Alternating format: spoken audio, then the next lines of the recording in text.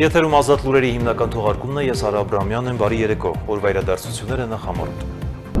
Երևանի Նորագյուղ թաղամասում եւ հարակից տարածքներում նախատեսվում է իրականացնել լայնածավալ քաղաքաշինական ծրագիր, որի շրջանակում կկառուցվի 155 շենք մոտ 65000 բնակչի համար։ Ծրագրի ամենակարևոր արդյունքներից մեկը Երևանի փոքր կենտրոնի բեռնաթափումն է լինելու, տեղի է ունեցել կառավարության հերթական նիստը։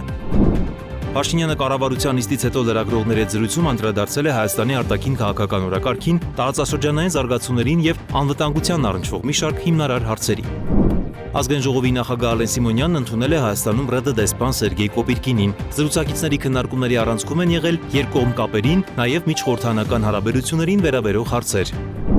Արարատ Միրզոյանը Ստրասբուրգում հանդիպում է ունեցել Վենետիկի հանձնաժողովի նախագահի հետ քննարկել գործակցության հարցեր։ Զրուցակիցները անդրադարձ են կատարել թվային հարթակների զարգացման պայմաններում մարդու իրավունքների պաշտպանության հարցում առկա մարտահրավերներին։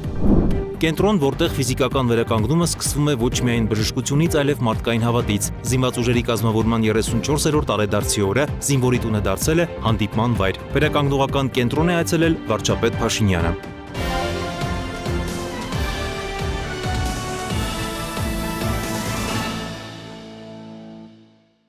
Երևանի Նորագյուղ թաղամասում եւ հարակից տարածքներում նախատեսվում է իրականացնել լայնածավալ քաղաքաշինական ծրագիր, որի շրջանակում կկառուցվի 155 շենք, մոտ 65000 բնակչի համար։ Կառավարության նիստում Երևանի քաղաքապետ Ավինյանը հայտարարել է, որ ծրագիրը նպատակ ունի լուծելու Երևանի համար էական քաղաքաշինական խնդիրներ։ Քաղաքապետի խոսքով ծրագրի արդյունքում Նորագյուղի փոխարեն կձևավորվի ժամանակակից թաղամաս, բարձրահարկ շենքերով բնակիչներին կտրամադրվի փոխհատուցում, իրենց բնակարանների շուկական արժեքի չափով նաև հավելյալ 30%։ Ծրագրի ամենակարևոր արդյունքներից մեկը Երևանի փոքր կենտրոնի բեռնաթափումն է լինելու։ Երևան Downtown միջազգային գործարար բազմաֆունկցիոնալ կենտրոնի ստեղծում, միջազգային ներկայացուցչությունների եւ կազմակերպությունների գրասենյակային տարածքների կազմակերպում, միջազգային մշակութային կենտրոնի, համաքաղաքային նշանակության հանգստի գոտու ստեղծում, բնակելի տների, դպրոցների, մանկապարտեզների, մարզահրապարակների, մարզադահլիճների եւ սոցիալական այլ ենթակառուցվածքների, նաեւ դիվանագետների համար առանձին բնակելի թաղամասերի կառուցում։ Կառավարությունը քննարկեց Նորագյուղ թաղամասի զարգացման քաղաքաշինական ծրագիրը։ Առաջարկվում է Երևանի քաղաքապետին ձեռք բերողի այն է DT Construction եւ DT Development փակ բաժնետիրական ընկերությունների հետ կնքելու կենտրոն վարչական շրջանի Նորագյուղ թաղամասի Իսակով եւ Մոնթե Մելքոնյան պողոտաների տրանսպորտային հանգույցով Պասկևիչի բլուր աշխարհագրական անվանումով տարածքով եւ Պասկևիչի բլուրից դեպի հարավ, դեպի Հրազդանի կիրճ ուրեմն գտնվող տարածքում սեփականության օտարման ընթացքում պետության եւ ձեռք բերողի իրավունքները պարտականությունները եւ պատասխանատվությունները սահմանող պայմանագիր կնքել։ Նորագյուղ թաղամասում նախատեսվում է կառուցել 155 շենք 65000 բնակչի համար։ Բնակիչներին կտրամադրվի փոխհատուցում իրենց բնակարանների շուկայական արժեքով, նաեւ հավելյալ 30%։ Այս 83.9 հեկտարների վրա մենք ունենում ենք էական ծավալի կանաչապատ տարածքներ, մենք ունենում ենք մոտավորապես 2-ից 2.5 միլիոն քառակուսի մետր կառուցապատում, շուրջ 155 շենք 65000 բնակչի համար։ Եվ այս հատվածը կարելի ասել էականորեն ենթադրվում է, որ բեռնաթափելու է մեր փոքր կենտրոնը։ Ինչ հնարավորություններ է տալիս այս ծրագրի իրականացումը, առաջին հերթին այն շուկայի պահանջարկը կառուցապատման ոլորտում, որը մենք ունենք, մենք կարելի ասել որոշակիորեն ուղղորդում ենք այն տրամաբանությամբ, որը որ հարկավոր է քաղաքին։ Իսկ այս պայմանությամբ քաղաքին հարկավոր է որոշակիորեն բեռնաթափել կենտրոնը եւ քաղաքին հարկավոր է լուծել Նորագյուղ թաղամասի խնդիրը։ Մեկ այլ նախագծով էլ գործադիրը նախատեսում է Եվրոպական քաղաքական համայնքի գագաթնաժողովի օրը մայիսի 4-ը հայտարարել ոչ աշխատանքային։ Ըստ որոշման հիմնավորման գագաթնաժողովին մասնակցելու են մոտ 50 բարձրաստիճան պատվիրակություններ երկրի կամ կառույցի ղեկավարի մակարդակով եւ Երևանում տրանսպորտային երթևեկությունն արդյունավետ կազմակերպելու համար մայիսի 4-ի աշխատանքային օրը տեղափոխելը անհրաժեշտություն է դարձել։ Եվրոպացի մեր գործընկերների հետ քննարկումների արդյունքում որոշվել է գագաթնաժողովն անցկացնել 2026 թվականի մայիսի 3-ին եւ 4-ին։ Հաշվի առնելով միջոցառման կարևորությունն ու Հայաստանի համար աննախադեպ մասնակցության մակարդակը, նախատեսվում է մոտ 50 բարձրաստիճան պատվիրակությունների երկրի եւ կառույցի ղեկավարների մակարդակով Երևան քաղաքի տրանսպորտի երթևեկությունն արդյունավետ կազմակերպելու նպատակով անհրաժեշտություն է առաջացել աշխատանքային օրվա տեղափոխություն կատարել,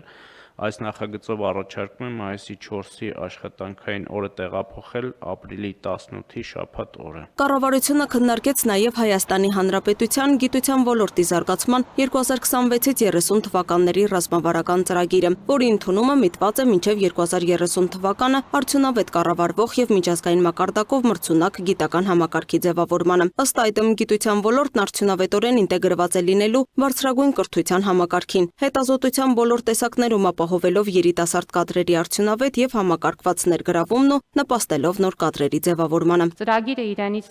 ներկայացնում է բավականին մեծածավալ գործողությունների շարք, 94 տարբեր գործողություններ են, մի քանիսը թվեն, որպեսզի պարզ դառնա, թե ինչ հիմնական թիրախներ ենք նախատեսում մինչև 2030 թվականը։ Նախատեսում ենք, որ առնվազն 400 արտերկրի առաջատար հետազոտողներ հետազոտական խմբեր կհիմնեն Հայաստանի Հանրապետությունում, դրանով իսկ նպաստելով գիտության հետազոտությունների որակի բարձրացմանն ու միջազգայնացմանը։ Մեր առնվազն 1000 գիտաշխատողներ կվերապատրաստվեն արտերկրի առաջատար կենտրոններում, 150 արտերկրի երիտասարդ հետազոտողների Հայաստանի Հանրապետություն տեղափոխման ծրագիր ենք ներդնելու։ Վարչապետ Նիկոլ Փաշինյանը ներկայացրեց այն աշխատանքները, որոնք իրականացրել են գիտության ոլորտում սարքավորումների ձեռքբերման համար, նշելով, որ 2021-ից 26 թվականներին գիտական 142 սարքավորումների համար կառավարությունը տրամադրել է 13 միլիարդ դրամ, որոնց շարքում է նաև Երևանի պետական համալսարանի սուպեր համակարգիչը, որի ձեռքբերման եւ տեղադրման համար միայն ծախսվել է 3.7 միլիարդ դրամ։ Թեև որոշ գիտնականներ հոռետեսություն էին հայտնել, թե Հայաստանում այդպիսի գիտական ներուժ չկա, որ այն լիարժեքորեն օգտագործվի, սակայն շատ կարճ ժամանակահատվածում ճիշտ հակառակն ապացուցվեց։ Ավելին պահանջարկ առաջացավ այլ սուպեր համակարգիչների։ Այստեղում հարց տվեցի, ասի շատ լավ, պետական միջոցներով ինչ սուպեր համակարգիչ եք ակնկալում։ Եվ պատասխանը ամենահնարավոր, ամենալավ բովանդակությունն ուներ, որովհետև ասվեց, որ պետական բյուջեից սուպեր համակարգչի գնում չի ակնկալվում, ինչու, որովհետև մասնավոր ոլորտում արդեն իսկ իրականացվում են ներդրումներ եւ մասնավորապես Գագարինում սուպեր համակարգչային կենտրոն է բավականին հզոր ստեղծվում, որը կարող է սպասարկել նաեւ մեր գիտության ոլորտի այս պահին արկա պահանջարկը եւ բացի դա մենք գիտենք, որ իրականացվում է Firebird հրազդանում Firebird ընկերության նախագիծը։ Այս պահին էլ գնման ընթացակարգում է 49 գիտական սարք 5.4 միլիարդ դրամի ծավալներով։ Գործադիրի անդամներն արձանագրեցին, որ հանրապետությունում իրականացվող աշխատանքներն ու ծրագրերն այնքան լայնածավալ բնույթ են կրում, որ կարծես թե այն դարձել է սովորական։ Թեև ընդամենը մի քանի տարի առաջ այն անիրատեսական էր թվում, բայց այնուամենայնիվ նույնիսկ այդ պարագայում միևնույն է մարդկանց իրազեկման խնդիրը շարունակում է արդիական մնալ։ Լուսինե Գրիգորյան, Free News, Ազատ լուրեր։ Փաշինյանը կառավարության նիստից հետո լրագրողների հետ զրույցում անդրադարձել է Հայաստանի արտաքին քաղաքական օրակարգին, տարածաշրջանային զարգացումներին եւ անվտանգության առնչվող մի շարք հիմնարար հարցերի։ Վարչապետը մեկնաբանել է թրիփ ծրագրի շուրջ հնչեցված քննադատությունները, նշելով, որ տարածաշրջանի եւ միջազգային իրադրության վերաբերյալ որոշ գնահատականներ չեն համընկնում ներկա իրականության հետ։ Նրա խոսքով Հայաստանը շարունակում է գործել իր պետական շահերից ելնելով, առաջնորդվելով երկարաժամկետ զարգացման, էներգետիկ անվտանգության եւ տարածաշրջանային կայունության սկզբունքներով։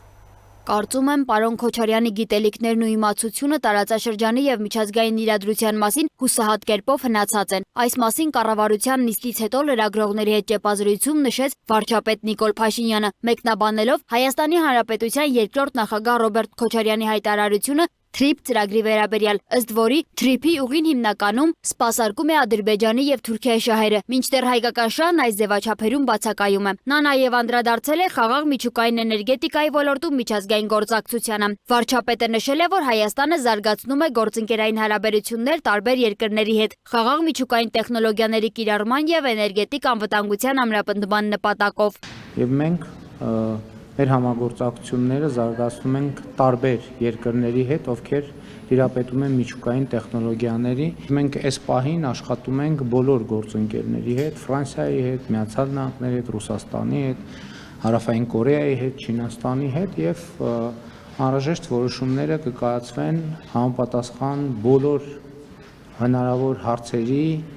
հնարավոր վստահելի պատասխաններ ստանալուց հետո։ Կառավարության գնահատմամբ խաղաղ միջուկային գործակցությունը կարևոր բաղադրիչ է Հայաստանի երկարաժամկետ էներգետիկ ռազմավարության համար եւ ենթադրում է միայն անվտանգ, թափանցիկ եւ միջազգային չափանիշներին համապատասխան լուծումներ։ Անդրադառնալով հայ-թուրքական հարաբերությունների կարգավորմանը, Նիկոլ Փաշինյանը նշել է, որ գործընթացը հասունացած է եւ առկա են դրական ազդակներ։ Ըստ նրա իրականացվում են ենթակառուցվածքային նախապատրաստական աշխատանքներ Մարգարայի եւ Ախուրիկի հատվածում, որպիսի հնարավոր որոշումները չխոչընդոտվեն տեխնիկական պատճառներով։ Մարգարայինը պատրաստ է լիարժեք, ես դեռ անցած տարի կարծեմ այցելել եմ, լուսաբանվել է կարծեմ։ Մարգարայինը արձակետը լիարժեք պատրաստ է, բայց դա էլ պետք է իմանանք, որ սահմանը բացվելուց հետո այդ կամուրջը, որը կա, ինքը բավարար չի լինելու շատ արագ։ Եվ պետք է մտածել նոր կամուրջի, նոր կամուրջների կառուցման մասին, ընդ որում եւ Մարգարայում եւ Ախուրիկում, եւ այսինքն Շիրակի մարզում եւ Արմավիրի մարզում, բայց դա արդեն հետագայի խնդիր է, բնականաբար այդ թեման ավելի կկոնկրետացվի, երբ որ սահմանը բացվի եւ օգտագործվի, չնայած մենք այսօր պայմանավորվածություն ունենք պատմական կամրջի, անի հատվածում պատմական կամրջի վերականգնման մասին, այդ ուղղությամբ քննարկումներ են գնում եւ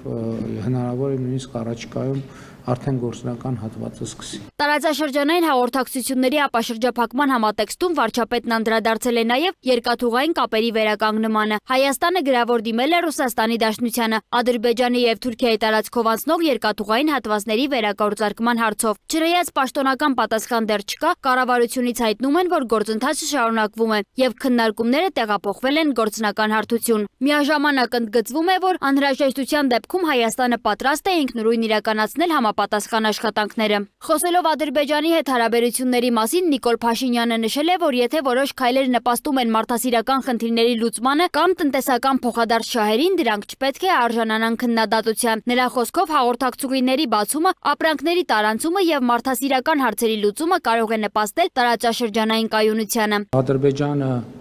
ունի ավելցուկ, Հայաստանը ունի ավելցուկ, դա նշանակում է, որ մեր տարածաշրջանում շատ մեծ պոտենցիալ կա միջազգային շուկաներին հասանելիություն ստանալու եւ ինչու՞մ է այստեղ շահագրգռությունը Հայաստանի եւ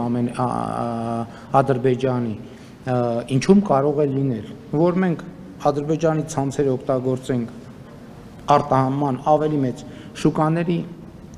հասանելիություն ունենալ, Ադրբեջանն է շահագրգռված է նույն տրամաբանությամբ, իհարկե իրենք շահագրգռված են նաեւ Նախճեվանի հետ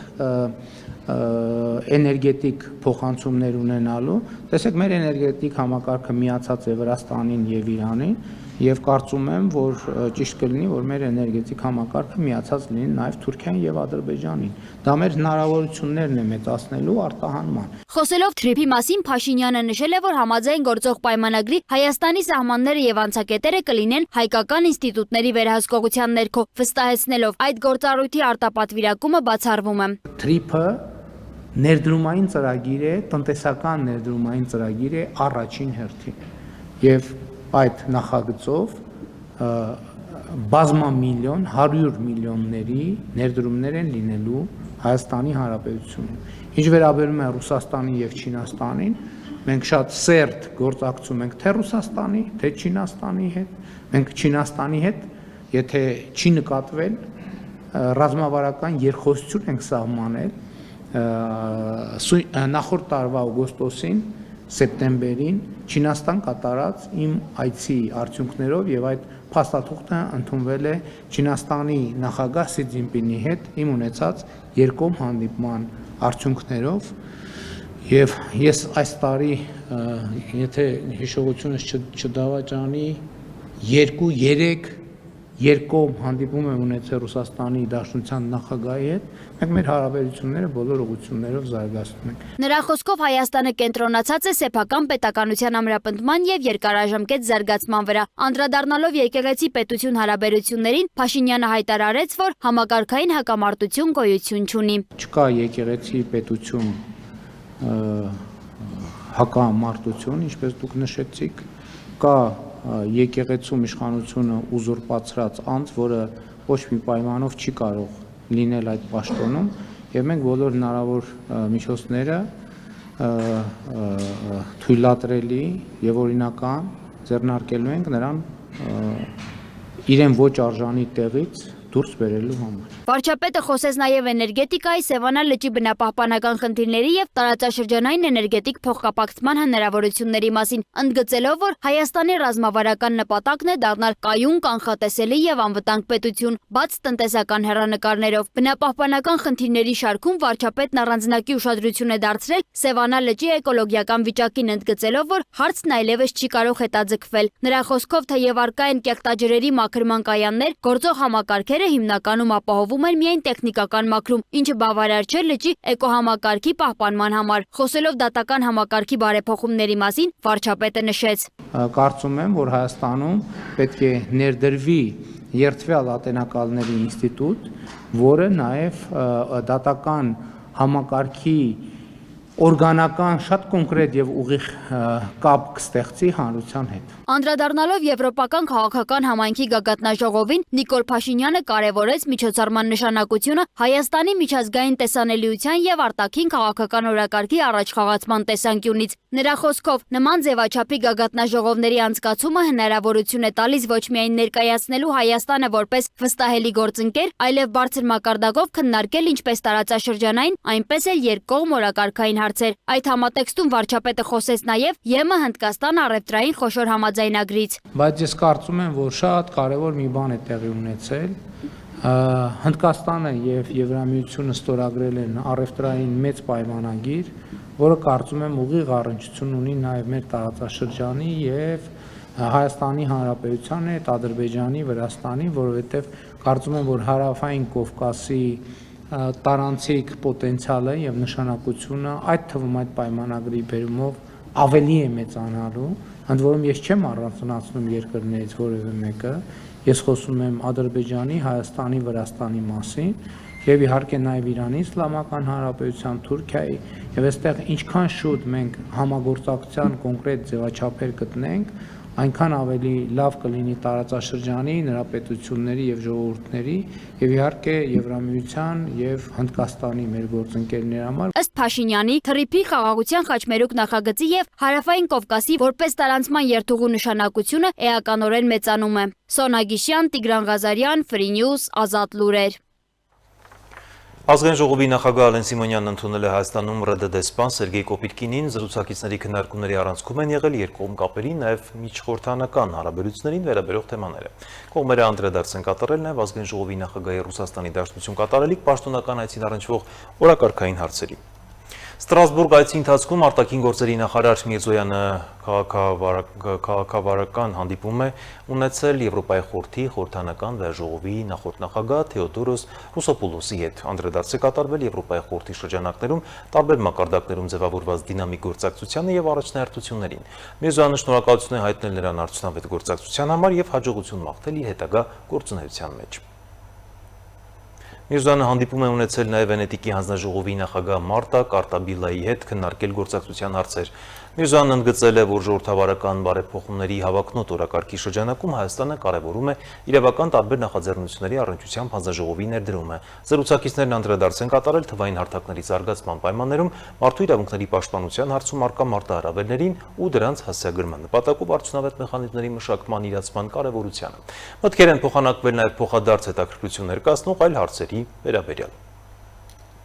Եվրամիության անդամ 27 երկրները հավանություն են տվել խաղաղության եվրոպական հիմնադրամից Հայաստանի զինված ուժերին 20 միլիոն եվրոյի աջակցության տրամադրմանը։ Որոշումն ընդունվել է ԵՄ խորհրդի հունվարի 28-ի նիստում, հայտնել է Ազատություն ռադիոկայանի եվրոպական ծառայության խմբագիրը։ Հայաստանը հիմնադրամից օժանդակություն ստանալու հայտ էր ներկայացրել 25 թվականին, սակայն Հունգարիան արգելափակել էր, այն հայտարարելով, թե Բուդապեշտը դեմ չէ, որ Հայաստանին աջակցություն տրամադրվի պայմանով, որ նույնչափ օժանդակություն ստանա նաև Ադրբեջանը։ Բանակցություններից հետո Հունգարիան փոխել է դիրքորոշումը։ Հայաստանը երկրորդ անգամ է աջակցություն ստանում խաղաղության եվրոպական հիմնադրամից, առաջին 10 միլիոն եվրոյի չափով օգնությունը տրամադրվել է 2024 թվականին։ Այս անգամ գումարը կրկնապատկվել է, որպես առաջնային ուղղություն նշվել է Հայաստանի զինված ուժերի եւ պաշտպանական կարողությունների ամրապնդումը լոգիստիկայի եւ բժշկական սարքավորումների անհրաժեշտ տեխնիկական ուսուցում տրամադրելու միջոցով։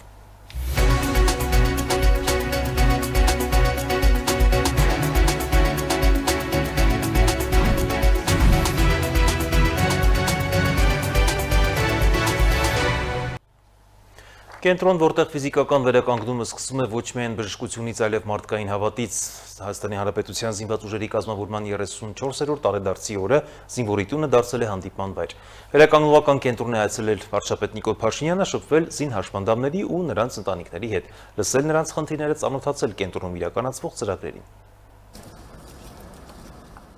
Հայաստանի զինված ուժերի կազմավորման 34-րդ տարեդարձի օրը զինվորի տուն վերականգնողական կենտրոնում ոչ միայն տոն էր, այլև հիշեցում ուժի դիմացկունության ու արժանապատվության մասին։ Հունվարի 28-ին կենտրոն այցելեց Նիկոլ Փաշինյանը, վարչապետի աշխատակազմի ղեկավար Արայիկ Հարությունյանի եւ պաշտպանության նախարար Սուրեն Պապիկյանի ուղեկցությամբ։ Վարչապետին զինվորի տան գործունեությունը ներկայացրին Երևանի պետական բժշկական համալսարանի ռեկտոր Արմեն Մուրադյանը եւ կենտրոնի տնօրեն Հայկուհի Մինասյանը։ Այցի ընթացքում առանձնահատուկ ուշադրություն դարձվեց նորաբաց կյանքի սենյակ սոցիալ-կենցաղային վերականգնման ծառայությանը, որտեղ բուժումը դուրս է գալիս բժշկական սենյակների սահմաններից եւ շարունակվում առօրյայի ամենապարզ, բայց կյանքի համար կարևոր գործողությունների մեջ։ Սայլակով պարել, սայլակով տեխնել, սայլակով բարձրանալ, մեկ ձեռքով կարողանալ լվացվել։ Այսինքն ամբողջապես կյանքի սենյակը 2025 թվականին բացվեց եւ մենք ամբողջականացրեցինք վերականգնողական բուժման բոլոր ծառայությունները։ Այստեղ տղաներին սովորեցնում են ապրել հաշմանդամության պայմաններում, հավատալով սեփական ուժերին, թուլացած մկաններով կոճակ կոճկել, հագուստ արդուկել, խոհանոցում ու լոգոսենյակում ինքնուրույն գործել, սայլակից մեքենա տեղափոխվել։ Ամեն մի շարժում այստեղ նոր քայլ է դեպի ինքնուրույն կյանք։ Այստեղ մեքենայի խնդիրն է, որ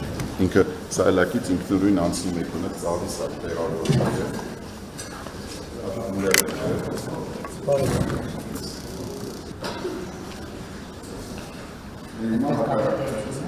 Այստեղ արդեն սովորում են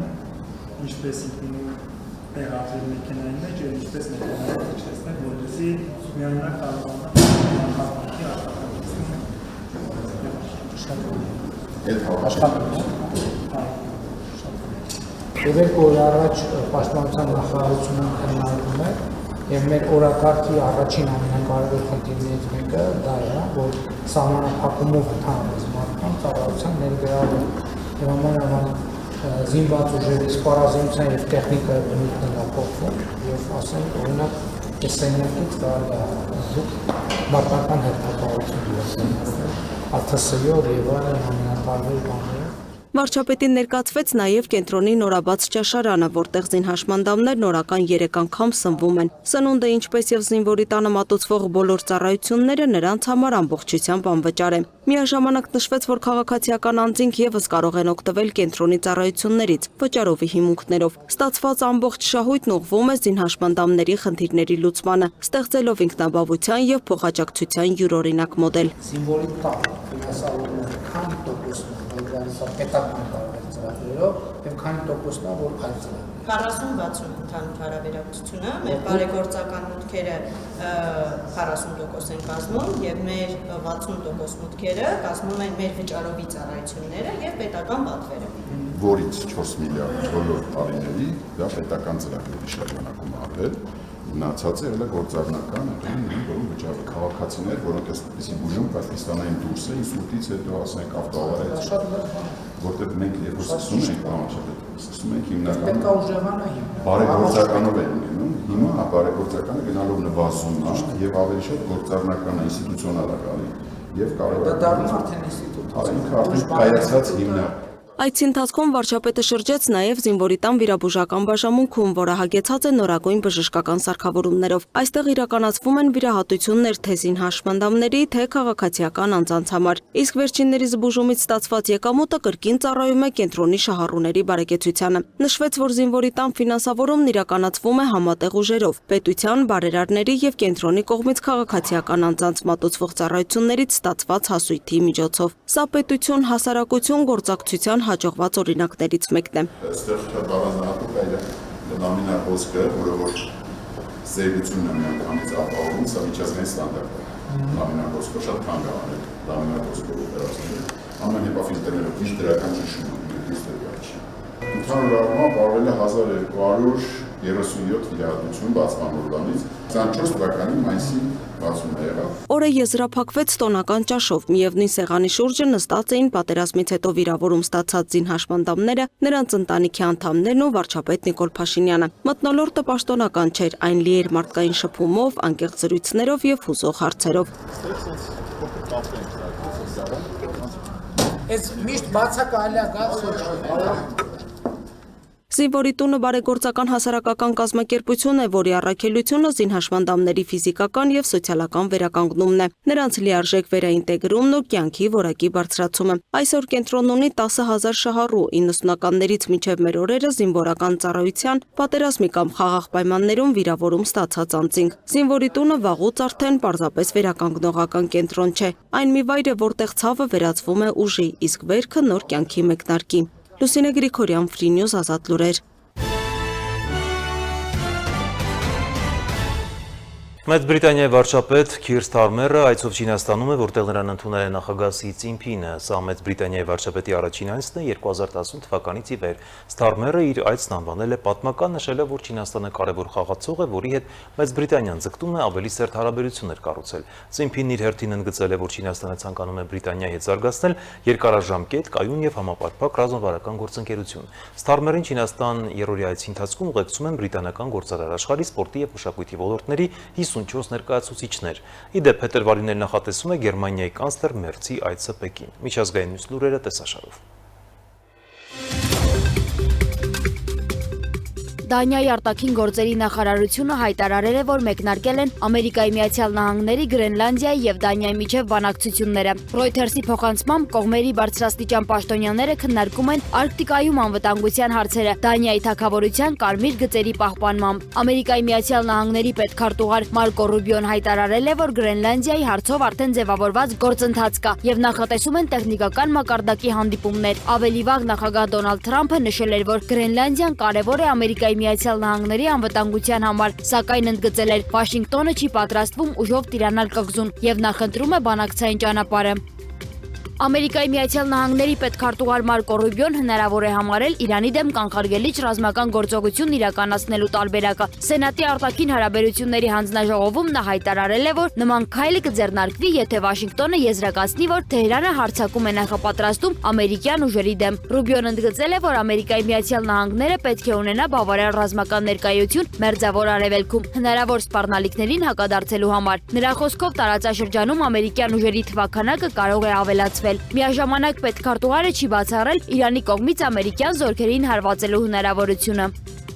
Ռուսաստանի նախագահի օգնական Յուրի Ուշակովը հայտարարել է, որ Մոսկվան պատրաստ է ընդունելու Ուկրաինայի նախագահ Վոլոդիմիր Զելենսկուն Պուտինի հետ հանդիպման համար երաշխավորելով նրա անվտանգությունն ու աշխատանքային պայմանները։ Նրա խոսքով Պուտին-Զելենսկի բանակցությունների գաղափարը քննարկել են նաև Ամերիկայի Միացյալ Նահանգների նախագահ Դոնալդ Թրամփը, եւ թեման մի քանի անգամ բարձրացվել է Պուտինի եւ Թրամփի հեռախոսազրույցի ընթացքում։ Ուշակովի հայտարարությունից առաջ Ուկրաինայի արտգործնախարարությունը հայտարարել էր, որ Զելենսկին պատրաստ է հանդիպելու Ռուսաստանի նախագահին։ Անդրեյ Սիբիգայի խոսքով հնարավոր բանակցությունների առանցքային թեմաները կլինեն տարածաշրջանային հարցերը եւ Զապորոժիայի ատոմակայանի կարգավիճակը։ Ամերիկայի Միացյալ Նահանգների մի քանի նահանգներում ուժեղ ձնապքի եւ ծայրահեղ ցրտի հետևանքով զոհվել է առնվազն 51 մարդ։ Զոհերի թվում են Տեխասում սառույցի տակ ընկած 3 երեխա եւ Նյու Յորքի փողոցներում մահացած 10 մարդ։ Երեքշաբթի երեկոյան առանց էլեկտրաէներգիայի են մնացել ավելի քան 448,000 տուն եւ ձեռնարկություն։ Ամերիկայի Միացյալ Նահանգների ազգային օդերևութաբանության ծառայությունը զգուշացնում է, որ երկրի արևելքում սպասվում է արկտիկական ճակատի նոր ուժեղացում։ Հանգստյան օրերին կանխատեսվում է հերթական ձմեռային փոթորիկ եւ ռեկորդային ցածր ջերմաստիճաններ նաեւ երկրի հարավում։ Այսքանը ցտեսություն։